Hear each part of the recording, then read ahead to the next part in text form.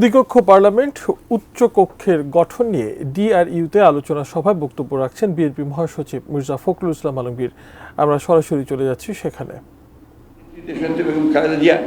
তিনি দীর্ঘকাল কারাগারে থেকেছেন, ৬-৭ বছর ধরে অত্যন্ত অসুস্থ হয়ে পড়েছেন।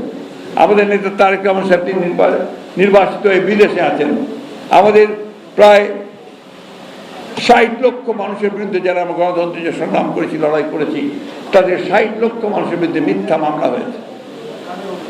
আমি আজকে এই সভা থেকে এই দাবি আবার উত্থাপন করছি, আহ্বান জানাচ্ছি সরকারকে, অবিলম্বে এই মিথ্যা মামলাগুলো, যেগুলো হয়রানিমূলক মামলা করা হয়েছে, গায়েবী মামলা করা হয়েছে, তার সংখ্যা প্রায় ১,৪৫,০০০-এর মতো, অবিলম্বে প্রত্যাহার করা হবে।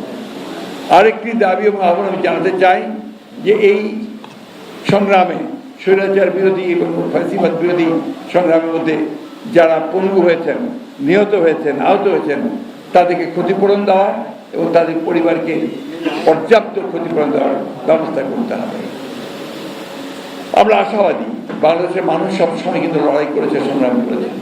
যখনই তাদের উপরে সে অত্যাচার, নির্যাতন, নিপীড়নের মাত্রা চরমভাবে বেড়ে গেছে, যখন শাসক গোষ্ঠী বাংলাদেশের মানুষকে তারা পুরোপুরিভাবে ব্যবহার করতে চেয়েছে, তখনই মানুষ কিন্তু বিদ্রোহ করেছে।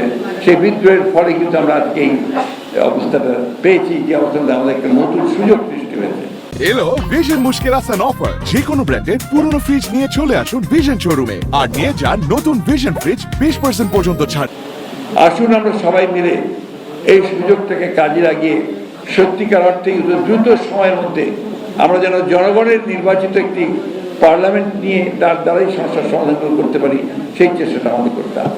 আরেকটি কথা আমি এই অন্তর্বর্তীকালীন সরকার, ইন্টারিম গভর্নমেন্টকে বলতে চাই যে এখনো আপনাদের প্রশাসনে কিন্তু সেই সমস্ত ব্যক্তিরা রয়ে গেছেন যারা এই ফ্যাসিস্ট সরকারের রেজিমকে দীর্ঘস্থায়ী করার জন্য লুণ্ঠন, দুর্বৃত্তায়ন এবং সমস্ত প্রতিষ্ঠানকে ভেঙে ফেলার জন্য তারা কাজ করেছে, মদত দিয়েছে, প্রশ্রয় দিয়েছে।